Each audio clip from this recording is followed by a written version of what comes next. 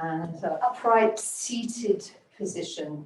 You could be kneeling. Find your chair, if your chair is the best place for you to be comfortable.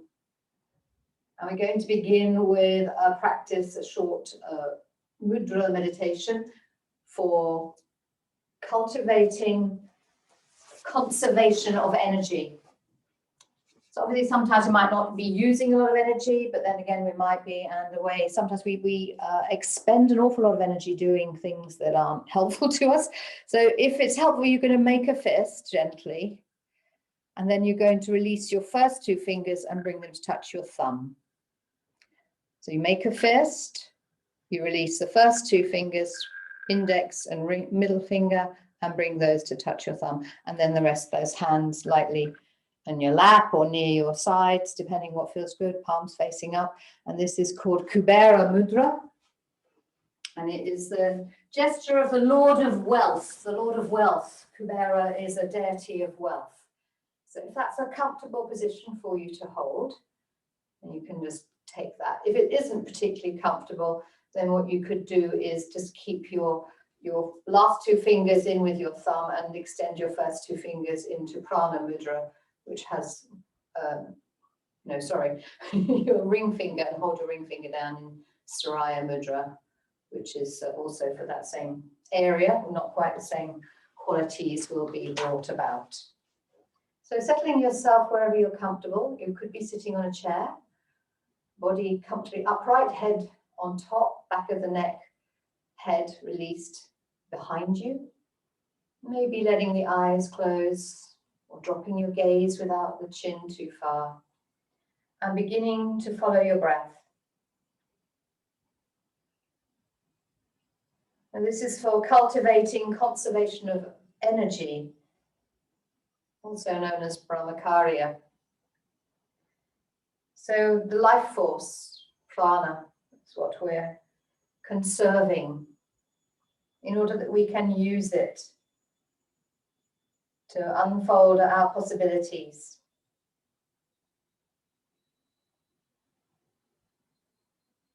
Avoid negativity.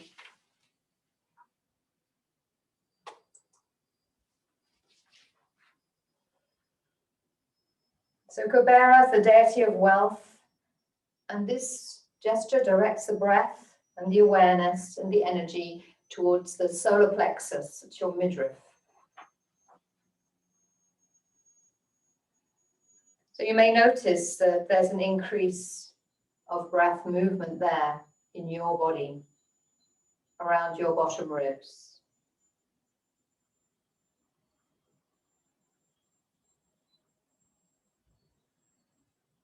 So it also helps to direct energy towards the mid-back, nourishing in the kidneys, adrenals, and digestive system.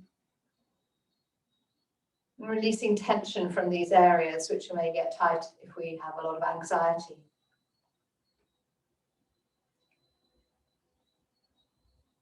So it improves physical digestion, circulation around that middle area, and also digesting life experiences with less resentment and worry.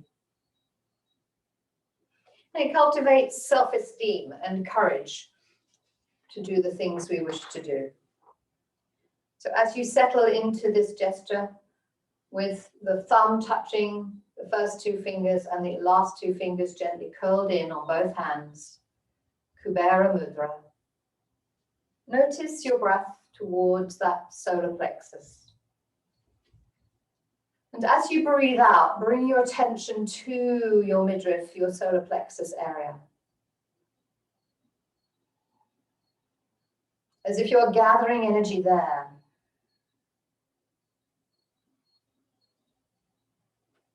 And then as you breathe in, send that energy down into your legs and feet and toes. As you breathe out, take your mind back to your energy center.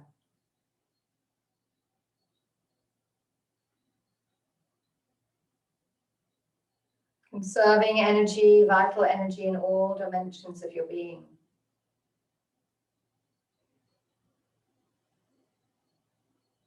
As you breathe out, bring your awareness to your solar plexus.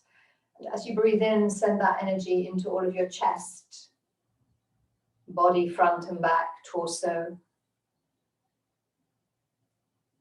On your breath out, return to your solar plexus.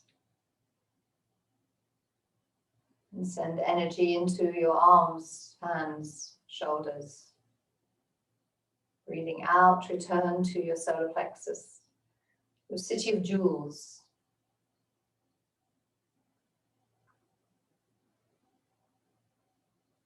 And then into your head, neck, face as you breathe in. Feel that lightness and energy, and as you breathe out, return your mind to your solar plexus.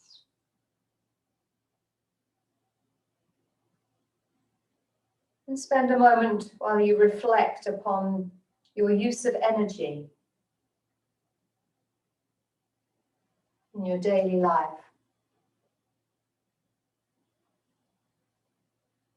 Daily routines. Is there a healthy balance of rest and activity from the time you wake to the time you go back to sleep?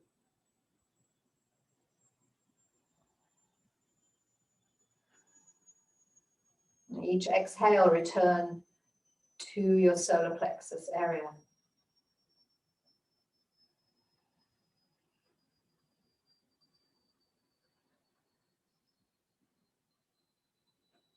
A gentle warming growing at your middle.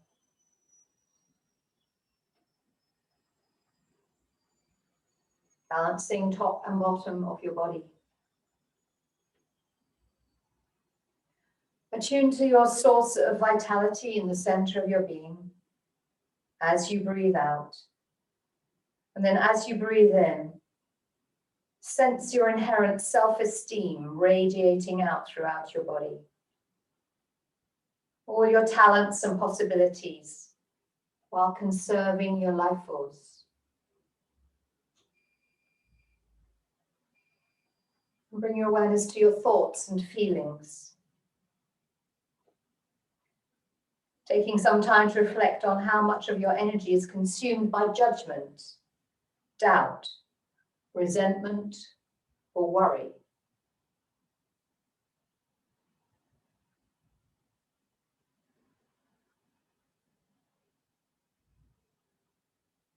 And as you breathe out, bring your awareness to your solar plexus. And then on the inhale, let the light of clarity radiate throughout your being, allowing you to see the thoughts and emotions and beliefs that drain your energy.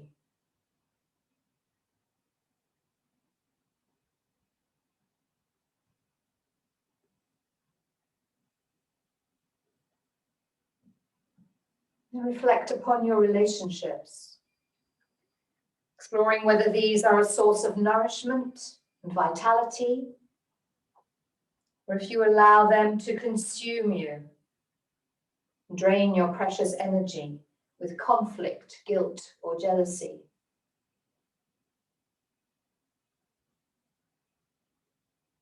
On the next exhalation, breath out, draw your awareness to your vital center.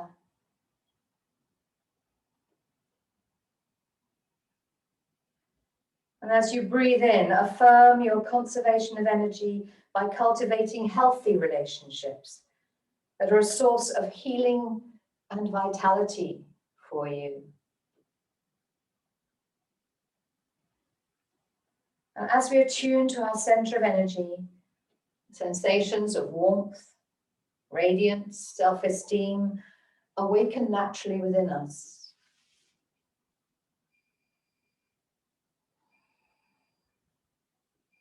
And spend a moment or two with a few more breaths, breathing towards that center, maintaining your Kubera Mudra.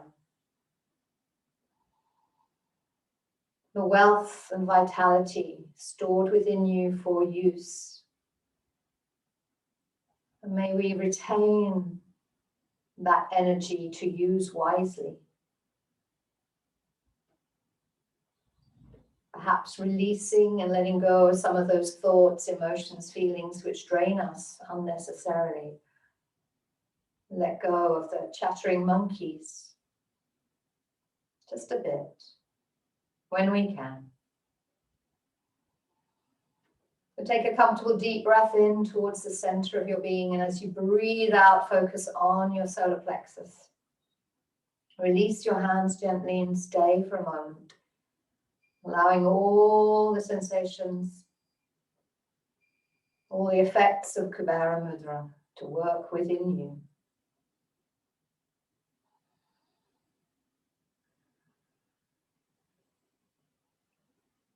You may like to lightly bring your palms together in front of your heart. Anjali Mudra, just set an intention perhaps for this session, for you to achieve. Whether it might be focusing on keeping your breath with you, aware of how you use your energy, increase it or diminish it,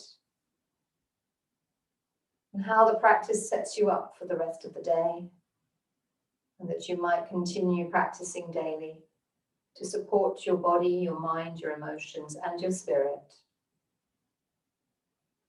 Taking a beautiful breath in around your heart space. And as you breathe out, let your face gently tip towards your hands, and then you can open your eyes and release them and give yourself a little wriggle and wiggle. So if you like to release your legs, and then bring yourselves to lie down. And obviously, if you're lying down and you need support for your head, next you will use whatever you need. And you let yourself lie on the ground and become aware of how you feel. Stretch your legs out. If you find you need a little support for your back, you could begin with your knees bent, arms comfortably alongside, out to the side. And just invite your body to rest there. Noticing how you feel. All of your body, as much as you can, touching the floor. Head supported with small cushions or blankets, whatever you need. Maybe legs a little apart from each other, arms away from the sides of the body, palms up, allowing those shoulder blades to make contact with the earth. And settling for a moment to experience your breath.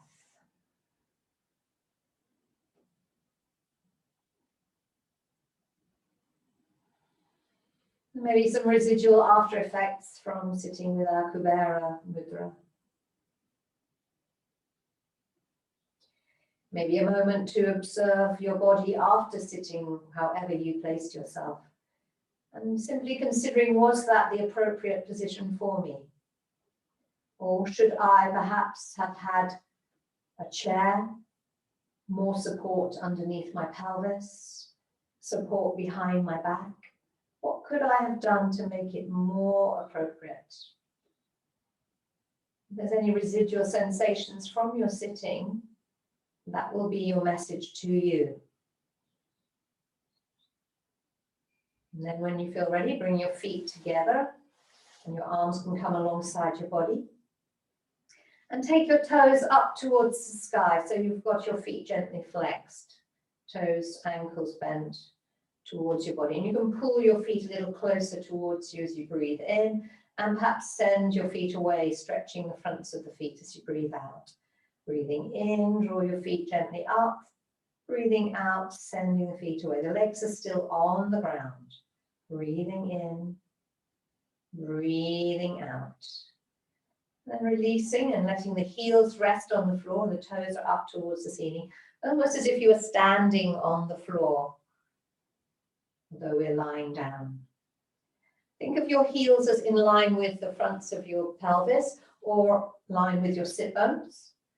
And then very gently, using the top of your leg, think of your heel on the ground and invite your right heel to slide along the floor gently as you bring that foot to the floor near your buttock. Notice what's going on in your pelvis as you do that. If there's any temptation for it to rock from one side or the other. Of course, once you've done that, you may notice that there's a little more weight down into that right hip, pelvis on the floor. And then draw your awareness to that right leg. Feel the foot on the floor and think of that foot on the floor, and then invite that leg to come off the floor by engaging once more the hip flexor, maybe some of the lower abdominals. So you're allowing that foot to become lighter and engaging whatever you need to let that knee float onto your body. Let it rest there, no hands used. What's happening from my leg? And then you may choose to place your hands behind your thigh or across your shin and physically draw that leg in a little tighter. That feels good for you. Return to your breath, allowing your breath to flow down towards your midriff or lower in your sense of yourself. So there's a slight raising of the abdomen as your diaphragm expands, pushing against that thigh on the right side. And we're beginning with the right side because that's in the way in which the digestive system flows around peristaltic movement. So that's why we start right and left. So we're going with the flow. Of course, that's fine if your digestive system's flowing well. If it's flowing too fast, you might choose to do it the other way around, left first, then right. So when you're ready, release your hands, but keep your knee on your chest. Just pause there, notice what you're using to hold that leg on there. And then consciously, keeping everything as still as possible, place that right foot to the floor, as lightly as you can, control from the top of the leg. And then from the top of the leg, allow yourself to slide that foot away and push the heel eventually away. So you reverse the practice, going back. Take a moment to check, experience the two sides. Find your breath once more. And then without using the hands, bring awareness to the left heel, to the top of the left leg. If it's helpful to put your hand there, you can, at the crease at the top of your left leg. And feel that that is where you are drawing your heel. Don't worry about the knee, it'll do whatever it needs to do. And you simply find that heel, and from the top of the leg, you draw that heel towards your sit bone. When your foot is flat on the floor, pause. Check in once again that the pelvis isn't moving in rocking or anything like that. What is it doing? If it can't stay still, you may not go so far with that leg. You might just leave it a little further away. And then when you're ready, you're going to press down through the back of the waist. You're going to feel that foot on the floor, but you're not using that foot. And from the top of the leg, you're going to let that leg fold in towards your body. Stay there without the hands for a moment. Notice what you're using, what you're holding, how much effort that is. And then you can take hold behind your thigh or across your shin and draw that leg in a little more. And breathe. Allow your body to settle there. Experience your breath. Experience the sensations. Notice any temptation to roll towards one side or the other. Checking in with the back of your neck, that you have sufficient support under your head. And you're really inside your body, experiencing the sensations for yourself, finding the appropriate sensations for yourself. And then when you're ready, softly release the hands, but leave the leg. Notice how it changes when you're only using the leg to hold it on your body. And slowly and gently from the top of the leg, control the foot to the floor. Pause there, lightly placing the foot as lightly as you can. Check in once again with your breath and your body. And then in your own time, as you breathe out, you can slide that foot away until your heel is on the floor. And notice the balance between the two sides, because it may have changed things. And then you can let your legs go, perhaps move them apart a little bit. And if you need to do any little wriggling or wiggling with the pelvis to settle yourself into your natural place.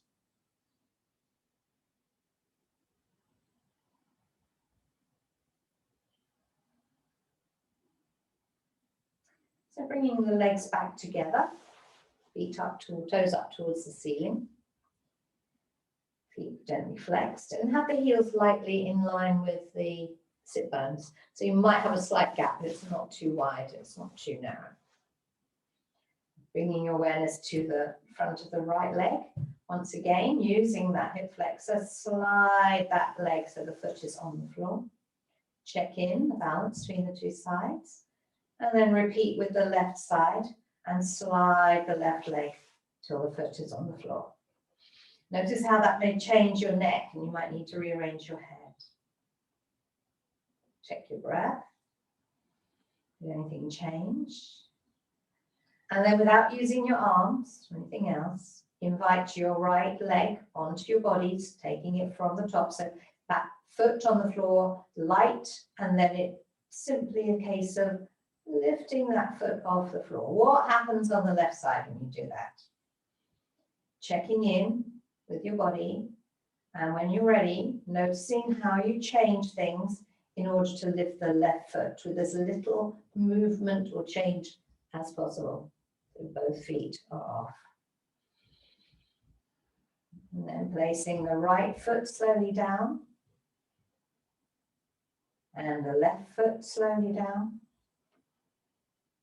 and sliding the right heel away, leg straight. And we're leaving that leg straight and the left leg bent for the moment. And you might bring the left hand to the floor beside you and the right hand to the floor beside you, palms down. And if it's safe for you, lift your right arm up over your head towards the floor or whatever's there, and stretch, pushing through that right heel, right arm, and take a beautiful stretch to the right side of your body and breathe into it. So particularly noticing if you're finding the breath is a little stronger, more easy into your right side of the body, right ribs, bottom of your lungs. Am I breathing deeply there? And then taking note of how you are, deep breath in. And as you breathe out, let that arm float back beside your body. Watch those wrists stay in alignment. And release, checking in. With control from the top of the right leg, slide that heel up to place the foot on the floor. Rebalance. And then when you're ready, sliding the left leg away, toes up to the sky. And breathe in, lift the left arm over your head wherever it will go, or bend the elbow if you need to, or take it out to the side. And encourage a gentle stretch through that left side of the body. Push the heel away, extend through the middle fingers, whatever feels good for you, and breathe into that left side of the body.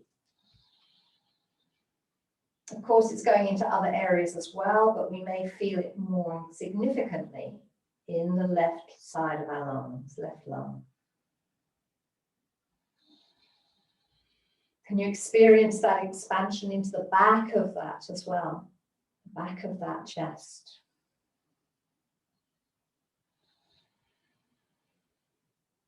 As you breathe out, perhaps extend a little more if it feels comfortable for you.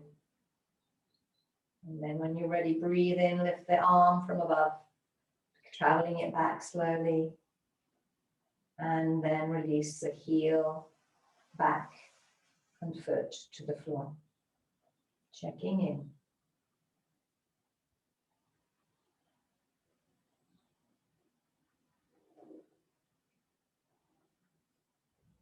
So you might like to take your arms out to the side a little bit now, just away from you so they don't get in your way.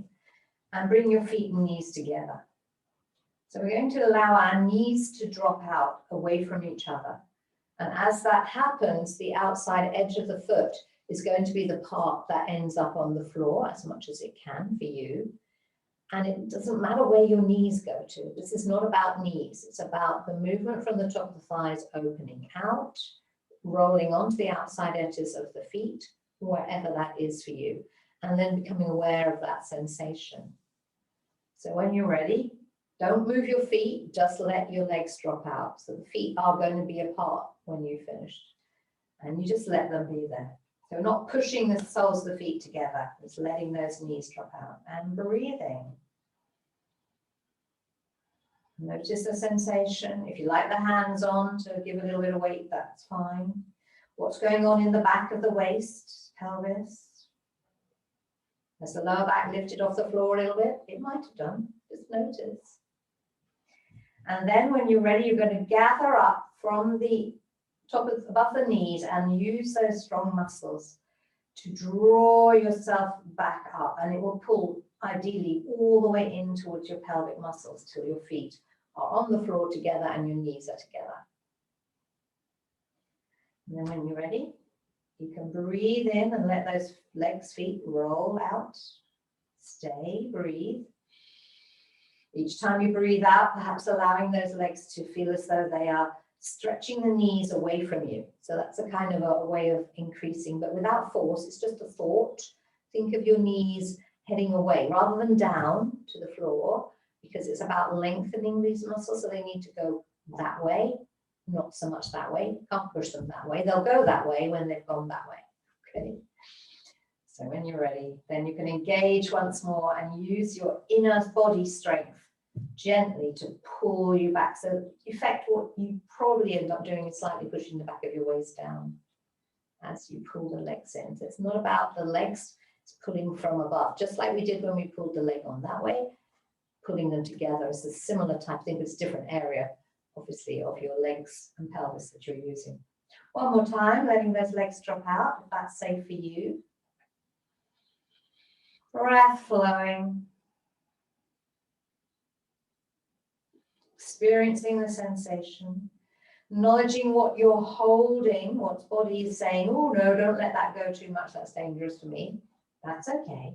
But maybe as you breathe out, some of it, the connective tissue is saying, okay, I could go just a little further. Breathe out. You may like to let the abdominals settle back a little bit, press the back of the waist down, ready to engage those inner thigh muscles and pelvic muscles to draw those legs back together. And then you might like to let those legs slide away and let go. How do I feel? What do I notice?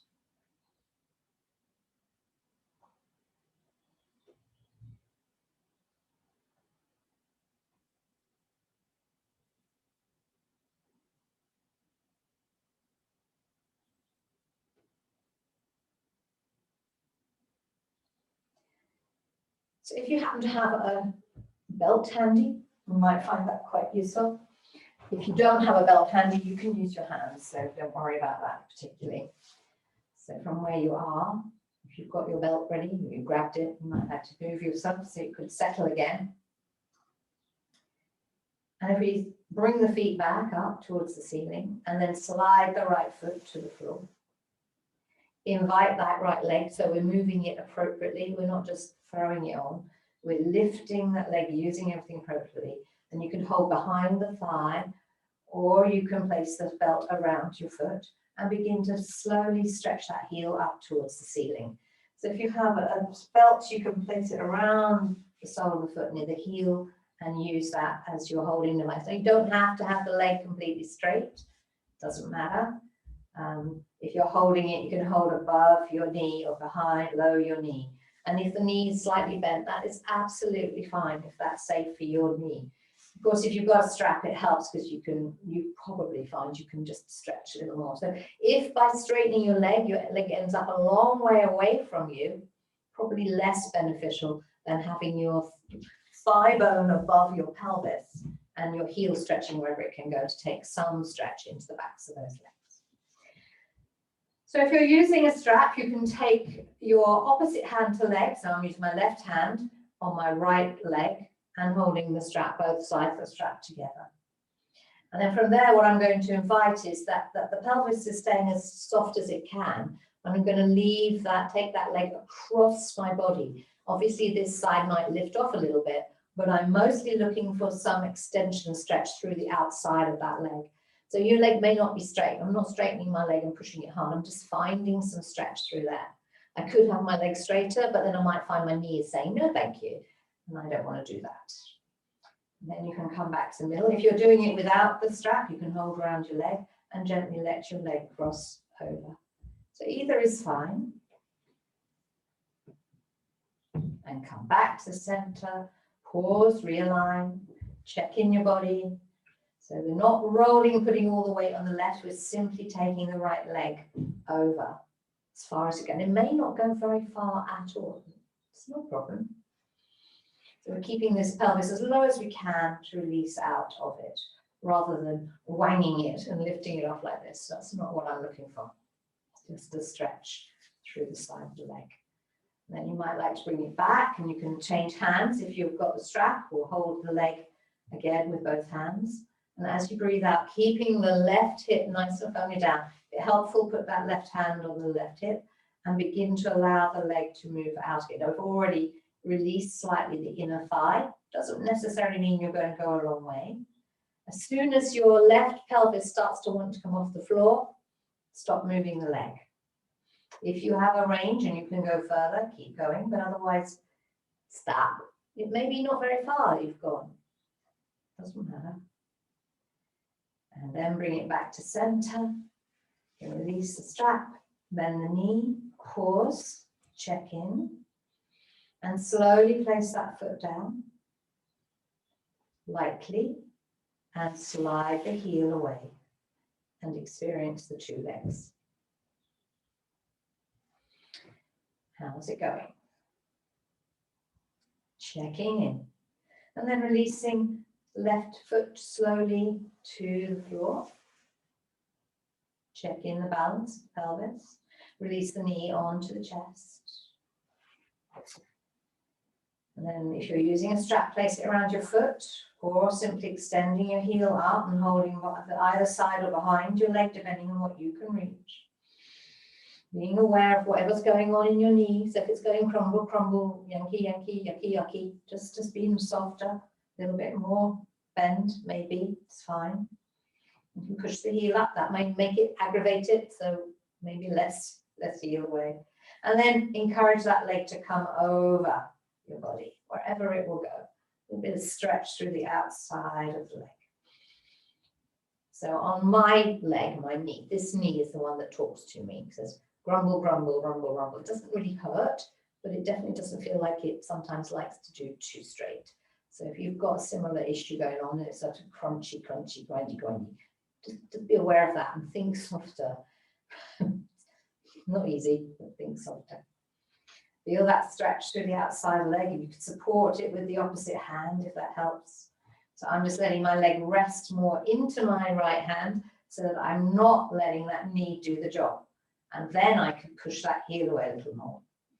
So sometimes it goes clunkety clunk, and that's fine as long as I don't hurt it. And then bring it back to the middle. And then using the left hand, I can hold the leg, or I can use both leg hands somewhere different and invite the leg out without the right hip rolling over to the left. So I sometimes put the elbow on the floor and support the thigh that way. If you haven't got a strap, obviously a strap does make it slightly easier to control the leg. But if you haven't got one, you can use your hands. So I'm just showing you how to do it without the strap if you don't have a strap. Checking in.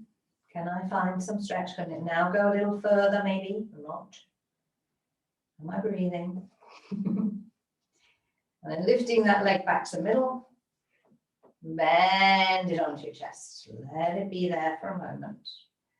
And you might find you can slowly place lightly, let that foot touch the ground. Notice your breathing, settling everything, and then sliding that leg away. And being there.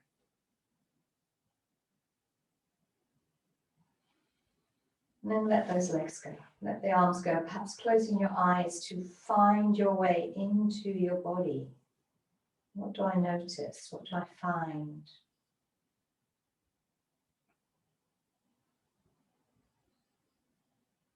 How does my breath change as I settle here, doing nothing really, except being aware of sensations in my thighs, perhaps knees, feet, ankles, pelvis, back, chest, arms, head, neck, face.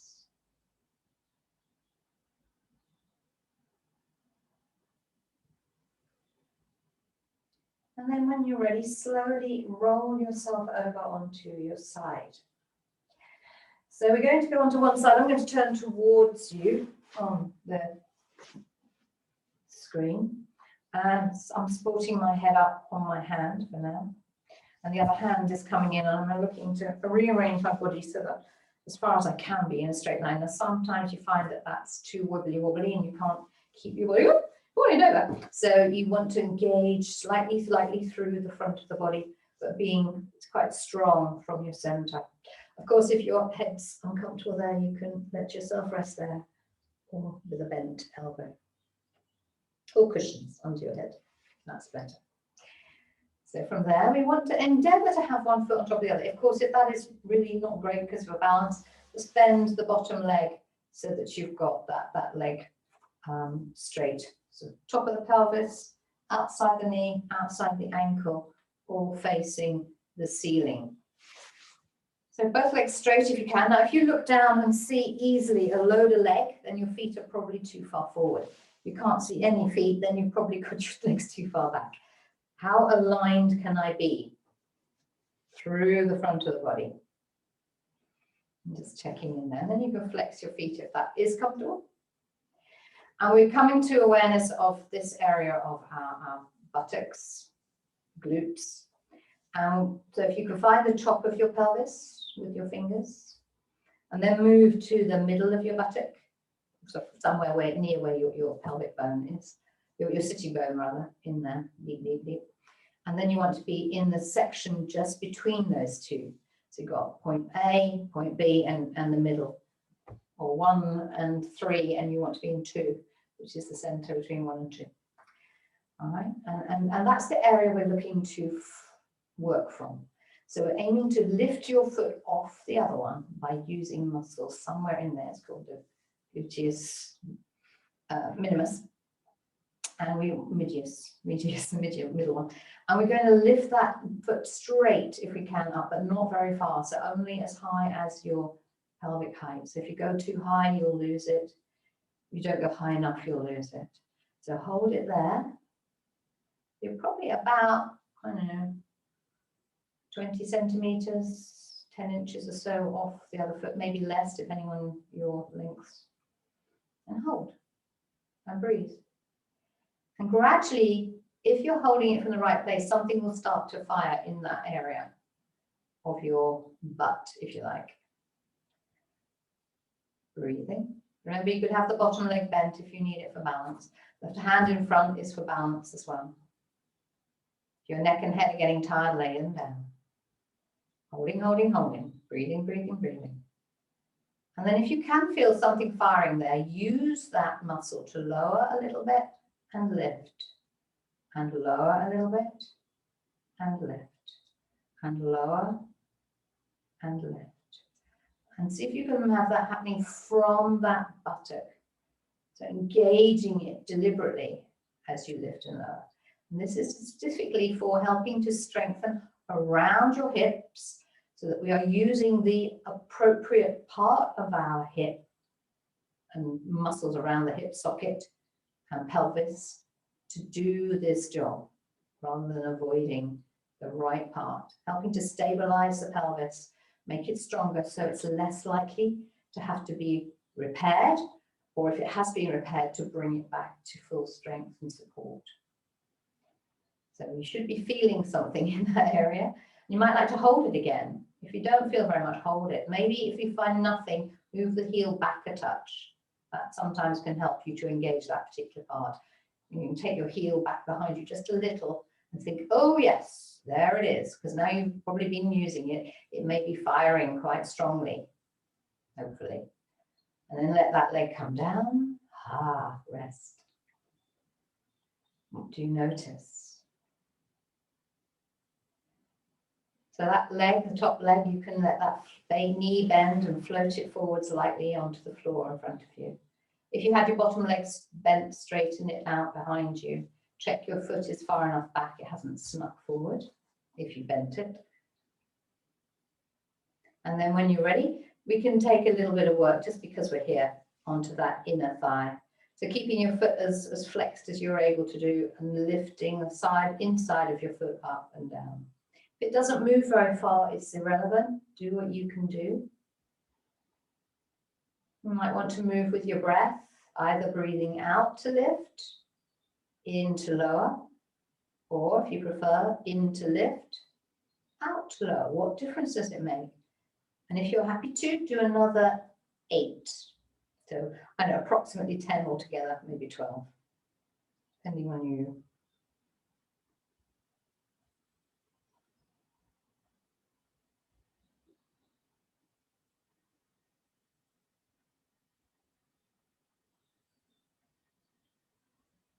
But this doesn't have to be high, high, high. Of course, some people might be able to lift it higher, but as soon as you start to feel other bits working for you, that's compensation. It isn't the part of the body that we're looking for. So we're avoiding the best of our ability compensatory actions, using other areas of muscles that maybe habitually are used, but they get tired. And when it's not their job, after a while, they may start to complain at you. So if we can find that appropriate part of the body to be using, it'll happen more functionally correctly. All right, so sliding that leg away, bending both legs for a moment. And then if you're needing to, you can switch sides by gently pressing the floor, peel yourself up, float your legs out the other side, or you can just roll over if you know what you're doing anyway here, and support yourself the other way up. So hand coming to the floor, checking that position with your legs, because often we might end up with the feet too far forward, and then we're more like to roll forwards or whatever. And of course, I mean, I'm assuming that you're going to use some padding underneath your hip if you need it. That's your responsibility to be comfortable and safe. So if you did need that for this side or both sides, you will have padded up with blankets or something underneath your hip.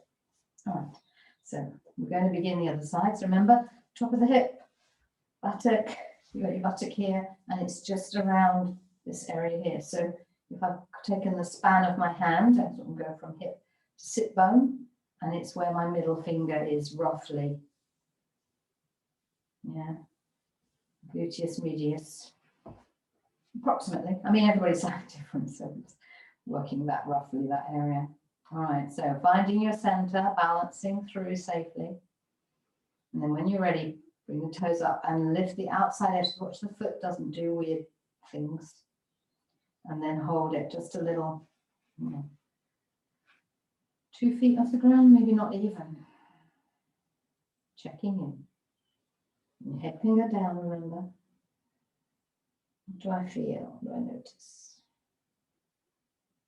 Can I find that place? And you might want to just move that heel back a little bit sometimes to engage that area. And one side might not fire quickly.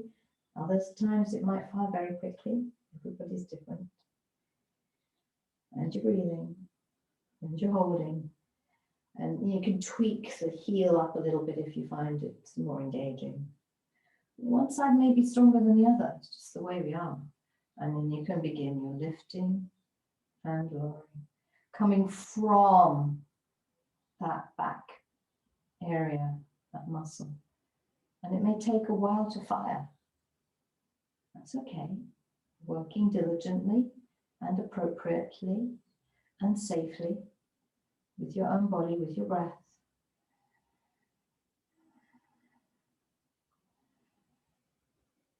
And interestingly, if one side isn't firing as much, what does that mean?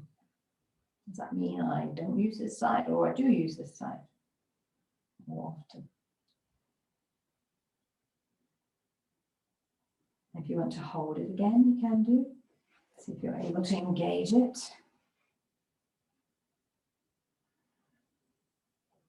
There it is, I found it. This side is being a little bit elusive. Now I've got it. I'm going to use it. Another way you can improve this if you have wish to strengthen around your pelvis carefully and safely is to have some ankle weights and begin to use those. That doesn't mean strapping a hand weight to it. That's probably not a good idea. Of course, you can use a resistance band and tie that around your ankles and then lift against the resistance band. So this would be the band fully stretched, And then you'd let it go a bit and stretch to it. So you can tie your ankles together with a resistance band. And then when you're ready, let that leg rest. Bring that knee forward. Release that tension in the pelvic buttock area. And bring our awareness to the bottom leg. We're going to work this one. So balanced, safe, breathing. And you can breathe in and out. Remembering that if it doesn't lift very much, it doesn't matter. It's the endeavor or the intention to lift it is what's important. What actually happens isn't so important because what happens is appropriate for you. So if you lift and it works, great. If you lift and it doesn't happen, that's okay. You're still firing the right parts. You're sending the right message. Then you're not compensating and throwing yourself into weird patterns in order to achieve a look. Yes, we don't want to achieve a look. We're looking to feel and experience. Check in with your breath. And if you find it's too much, you stop. You do 5 and stop. Maybe you then do another 5 and stop. If you're feeling strong enough, you do 10. Stop. Maybe do another 10. You can work with this for comfortable and you can build up. If you think that there's not a lot of movement going on, you can build up over time. So when you're ready, then you can bring the other leg up. Have both knees bent for a moment. Maybe rest the head down. Take a second. And then roll over and come to lie on your front. So if you're wearing glasses, you might want to take them off. Put them somewhere safely where you're not going to walk on them. And then bring yourself to lie on your front with your head down, and you can take your hands one on top of the other on your forehead there, or alternatively you can turn your head to one side or let your arms come down, whatever feels appropriate for your body. So here we're looking to rest ourselves. You might want to wiggle and wriggle your pelvis, perhaps take your feet a little wider if that's comfortable, more comfortable for your pelvis. And let your body breathe, really important.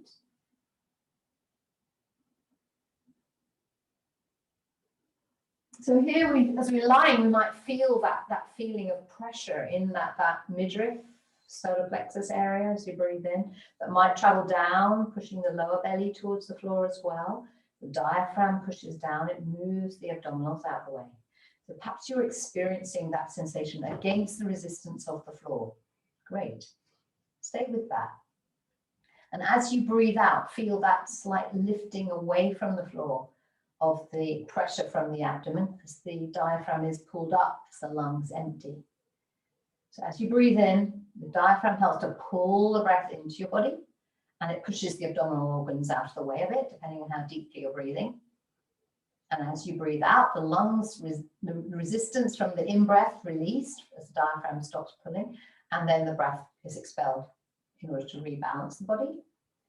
And that pulls the diaphragm back up as the connective tissue against the diaphragm. So we might also feel that in the back of the body. So when your belly goes forward, there's a counter pressure against your lower back going up towards the ceiling.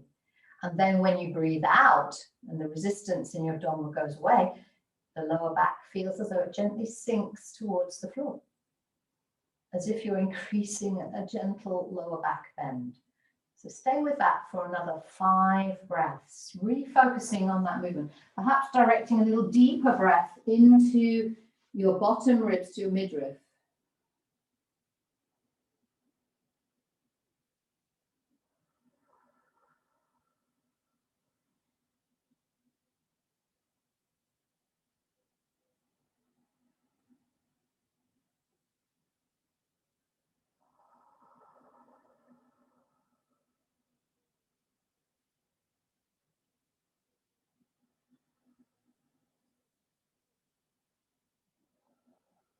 How expansive can your breath be? And how much can you breathe out and contract? And then when you're ready, after your 5 breaths, you can bring yourself up to your Sphinx, if that's a great place for you to be today. Palms can be in front or palms can be together. Feet can be apart, feet can be together, what feels good for you. For those of you who have slightly rounded upper backs, this may be okay. You might like to do this. It might set a little bit of release and stretch into lumbar. Or you can move your elbows further forward and bring more of the awareness into your mid-back or your thoracic back, so that as we support the heads, we allow the breastbone to drop towards the floor or forwards towards the end of the mat, and move the thoracic spine into a slight back bend. It's not a major part of the back that can bend backwards, but obviously if it's used to going forwards, it's good to give it some practice going what we might call backwards. So breathing. If you've got your forearms on the floor, you could cross your forearms, or you could use your bolster under your midriff and support yourself there.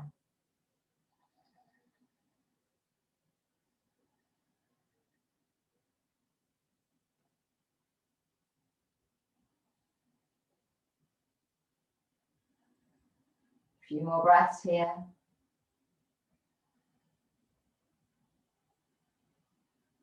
Where does my breath move to? In and out.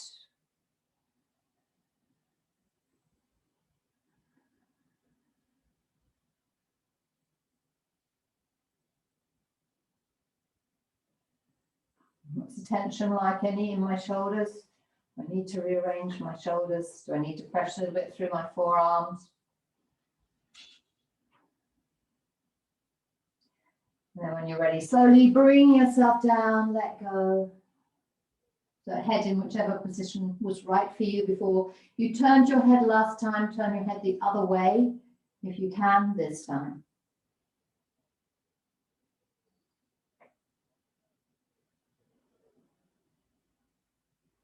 Follow your breath to your diaphragm, to your mid-back.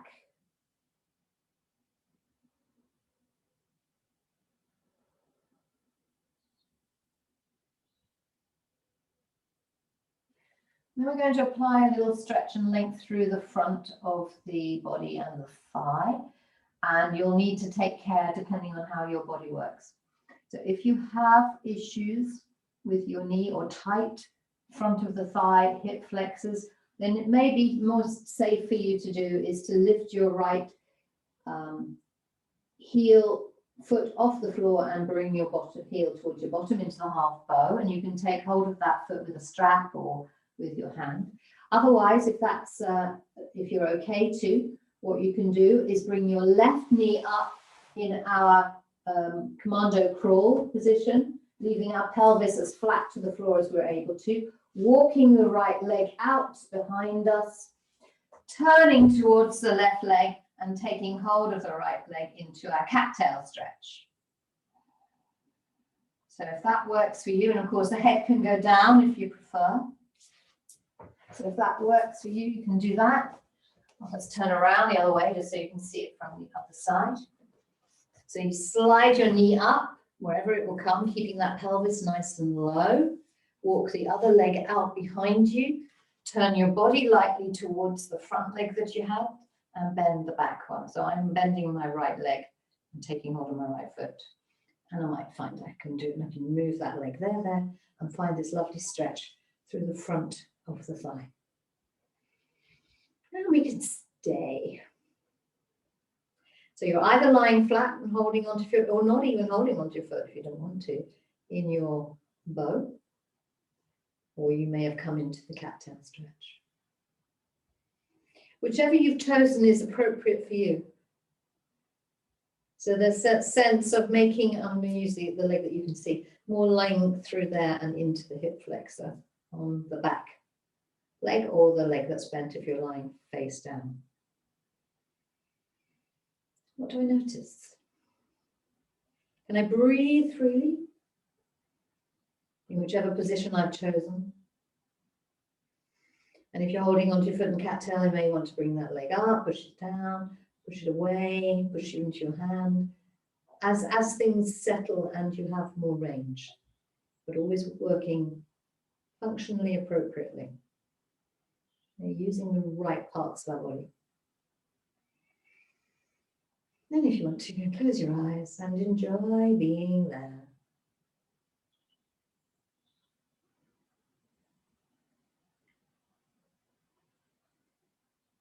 So then you can release your right leg. If you were in cat-tail, you can slide your left leg down, come back to lie on your front. If you were just holding your leg, you let it go.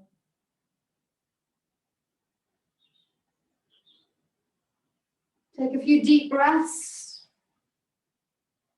And then when you're ready, if you're taking the half bow, you are leaving your knee on the ground and releasing your left heel towards your buttock. You may want to lift that leg and move it away a little bit, keeping a contact as much as possible through the front of the hip. If you can reach your foot, you can hold it. That's not good for your knee. Just leave that leg where it goes to and think your heel towards your buttock. Let everything just be. Or you can use a strap around it if you can't reach easily. Okay? And the other head can rest. If you're taking cat-tail stretch, take your right leg out beside you, walk your left leg back, turn towards the right and take hold of your left. Or whichever side you're doing, depending on what you did or didn't do last time. So staying there in your cat-tail stretch or your half bow.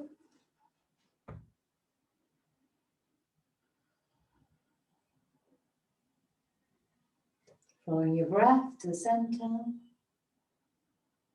And away.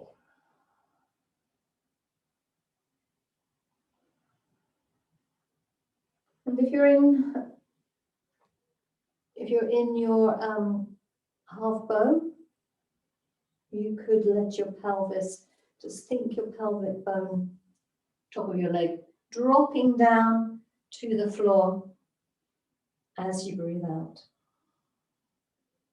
If you have strong stretch across the front of your thigh, just be there until it starts to dissipate. We're not going into the knee joint or the ankle joint. We're working with our body appropriately.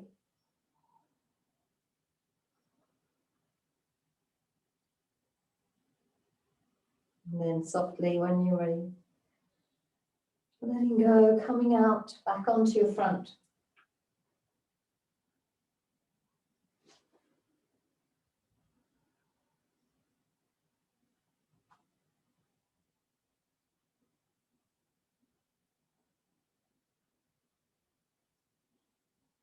Now you choose going back, using your forearms, lifting your belly off, traveling back to your heels with your buttocks into child's pose if that's appropriate for you, or rolling over onto your back if child's pose is inappropriate for your knees. Do what is correct for you.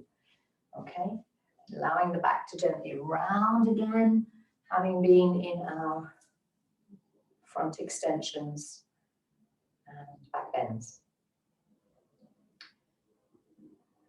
If you're in your child's pose or lying on your back, feel the breath moving wide and deep into your chest, bottom of the ribs.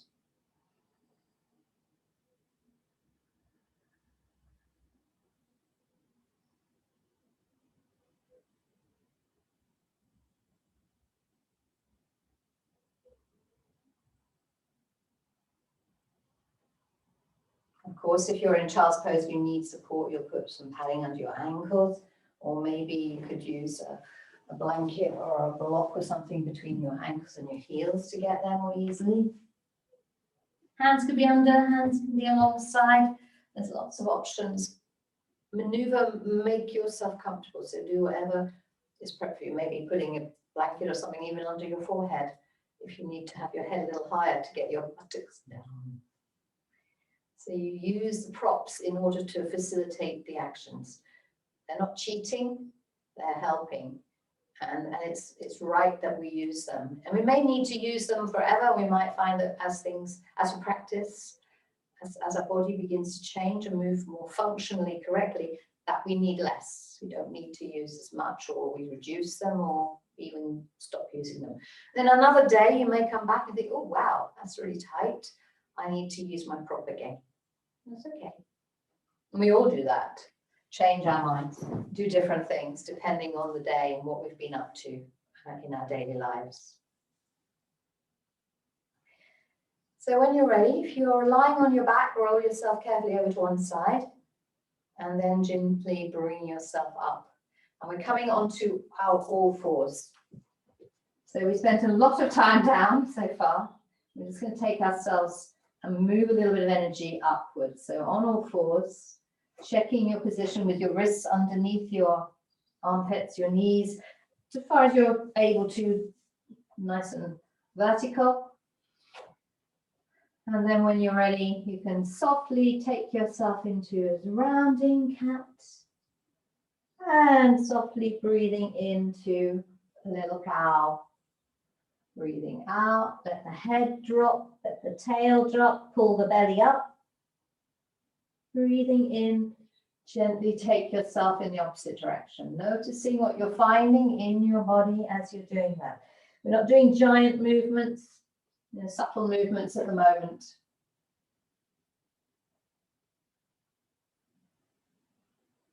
And then we can take it into an opening just for a little back bend stretch, pausing there for a moment, breathing, draw the shoulders back. And if you find it's difficult to do that, maybe taking the hands a little wider or turning the hands out to play around with that.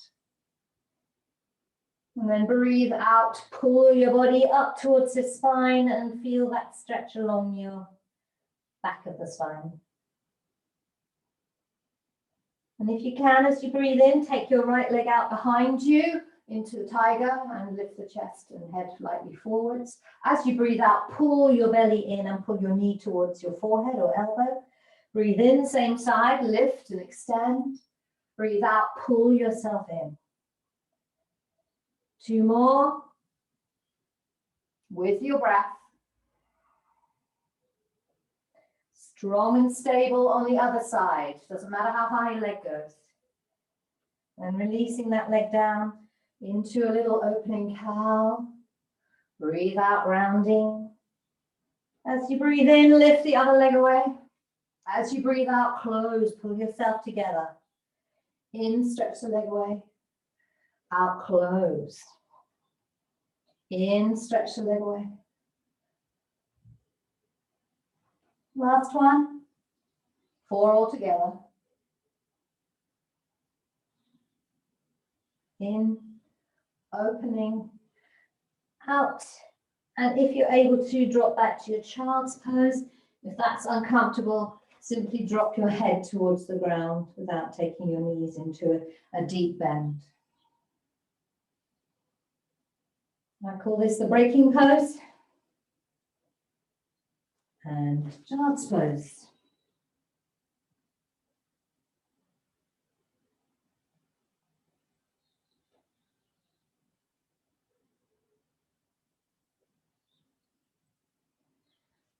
So if you're in child's pose and you're happy to, you can kneel up for a moment. If you're not comfortable kneeling on your heels, kneel up high, a high kneel position. Either is fine. So from here, high kneel or low kneel. Breathe in and lift and open. Little kneeling salute. As you breathe out, flowing control through the body back. Either just arms moving or bottom to heels. Breathing in. If you're staying high, breathing out. If you're coming down to heels, come to heels. Breathing in, lifting. Breathing out, lowering. One more time.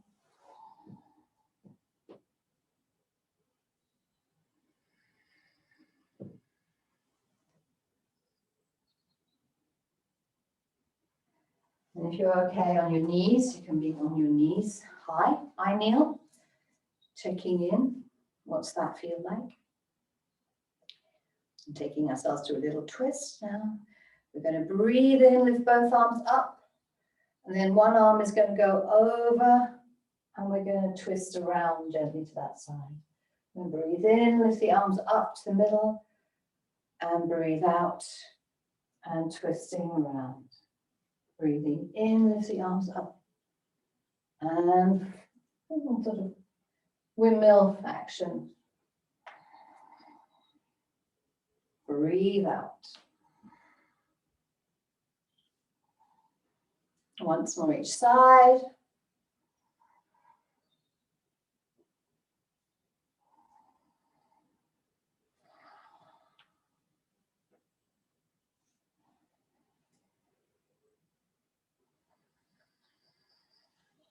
Give a little wriggle.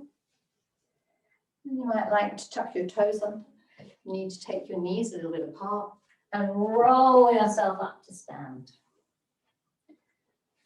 Sometimes a little close to things behind me there. Still.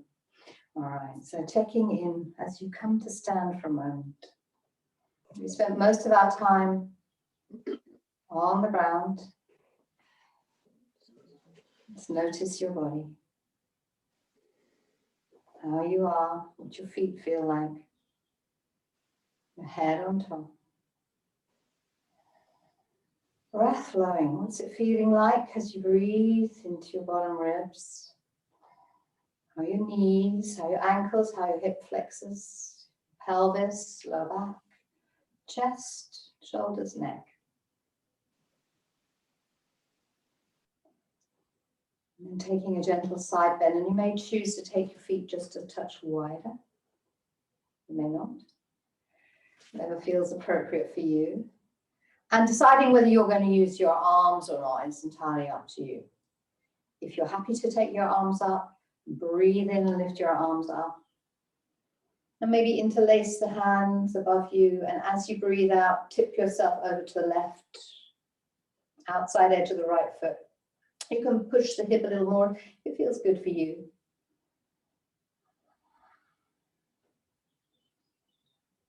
And breathing in, lifting yourself back to center. As you breathe out, tip yourself over the other side. Experience what you experience outside edge of the left foot. And if you wish to push, some people that might work, but might not work. Don't experiment, but let go of it if it doesn't feel good or work for you. Breathe in as you come back to the middle. And take yourself into gentle back extensions. Careful that head isn't leading you. Let the pelvis move forward and lift the ribs up off the waist safely. Arms are very heavy levers. Be safe. Back to center. Release the hands. Breathe in. And as you breathe out, release those arms down as you hinge from the tops of those legs and draw your body towards your thighs as you fold gently into a gentle forward bend. Letting your arms dangle, or you can take hold of opposite elbows, let your head release. And breathe there for a moment in your forward bend angle. Soften your knees if you find that's necessary, or keep your legs straighter and lift those buttocks up. Draw your body a little closer with your abdominal muscles towards your thighs for a bit of extra stretch to the backs of the legs. Where's the breath?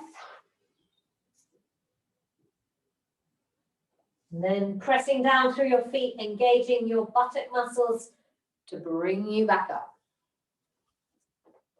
And checking in once more. As you stand, what do I find? Use the floor, find your feet. Stand in your feet or on your feet. Into the floor, into your mat. Those knees don't need to be used to stand.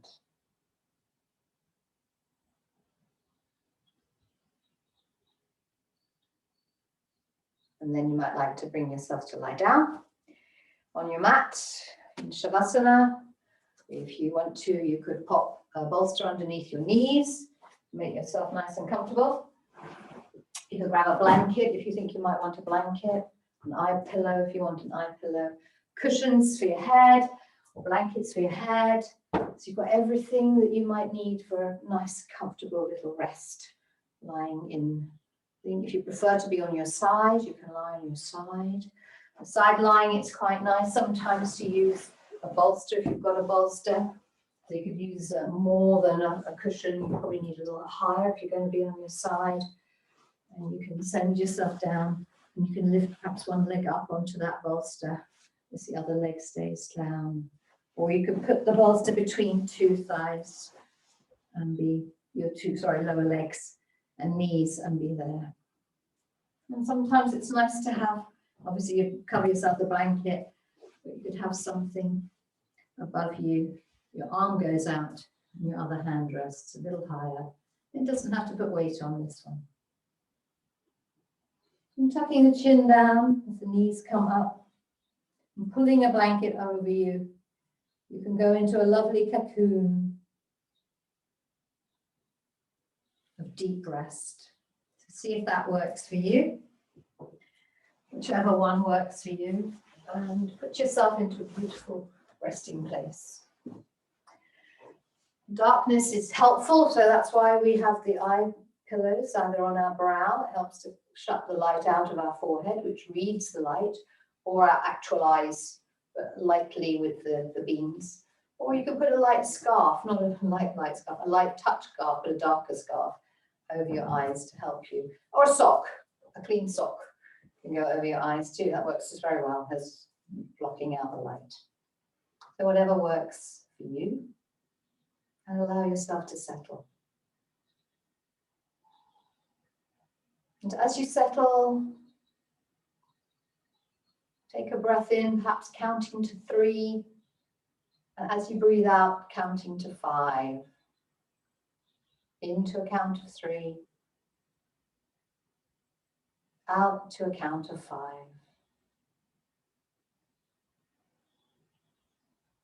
To fill with 3, 1, 2, 3. And you slowly empty. Maybe 10. Count out to 10.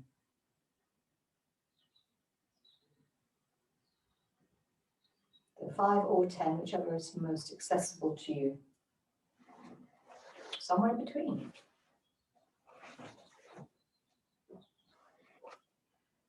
And then when you're ready, let go of that breathing and simply settle into your body.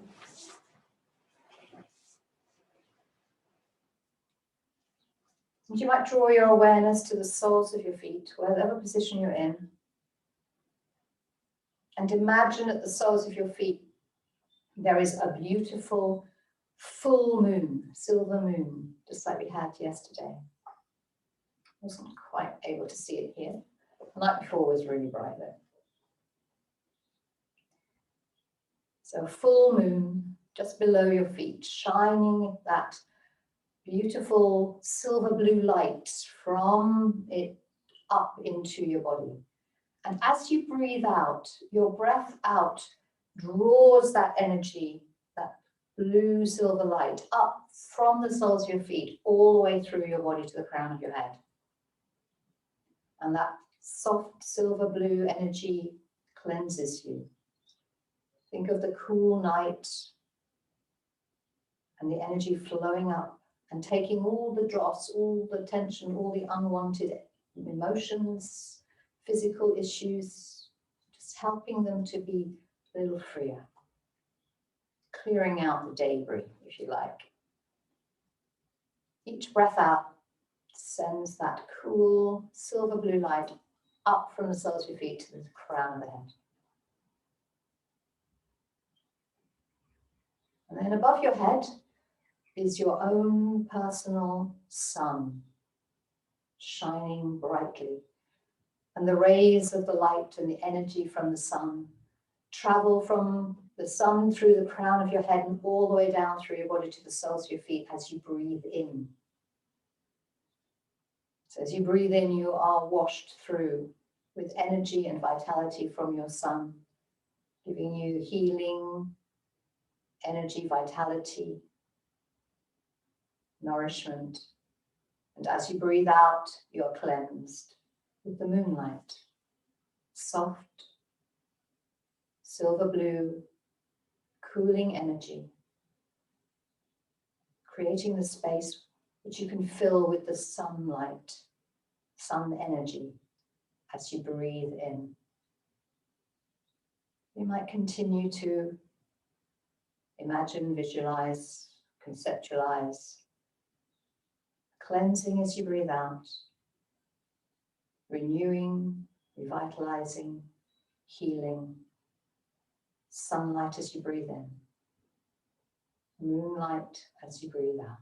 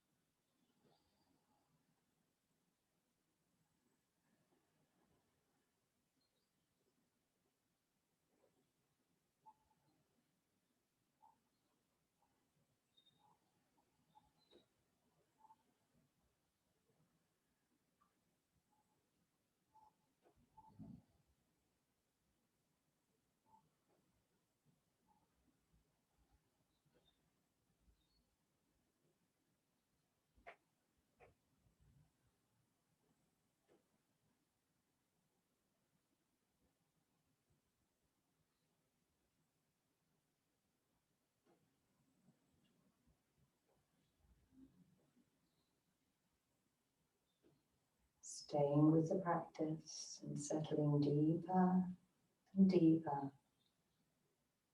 with each breath out. Female energy of the moon and the male energy of the sun. Finding balance and wholeness in rest.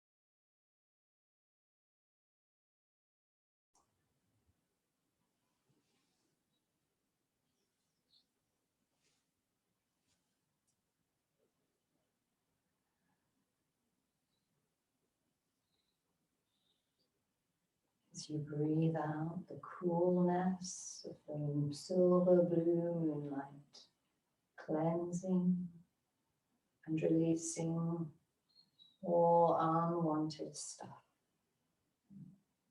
As you breathe in the strong, healing sunlight, sun's energy, flooding through the body, filling the spaces with healing and nourishment and light.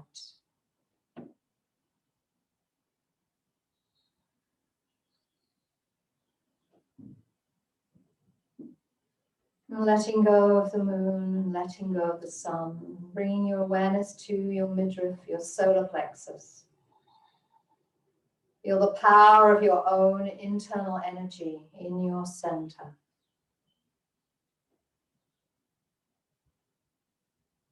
And take a few comfortable deep breaths to the center, expanding and contracting.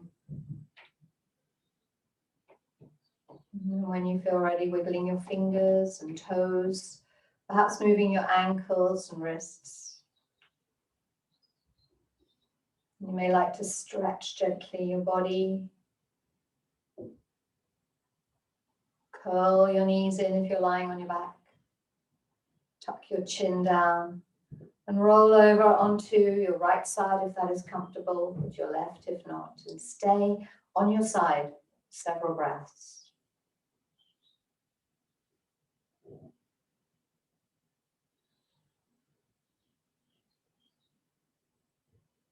And then, as we did before, pressing the hands into the floor to peel yourself up if you're ready, and bring yourself to a comfortable upright position on a chair, on a bolster, kneeling, whatever is right for you. And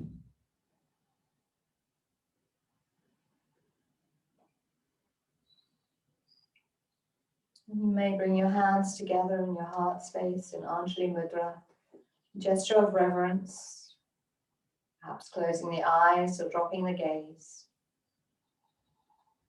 Breathing in, and as you breathe out, send yourself a message of unconditional love.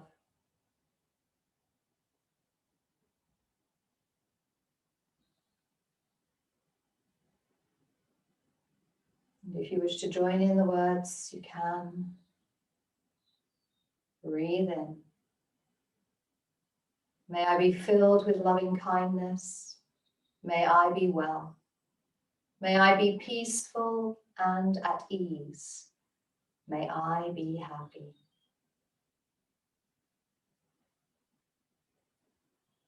And that was for you, and now we're going to send out those same sentiments to all of your loved ones. Breathe in. May you be filled with loving kindness. May you be well. May you be peaceful and at ease. May you be happy. And to every living thing in all the worlds, breathe in.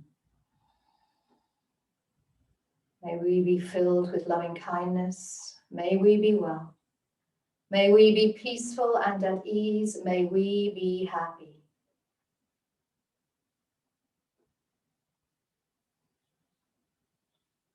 Make sure you have it for yourself first. And then you can spread the unconditional love outwards.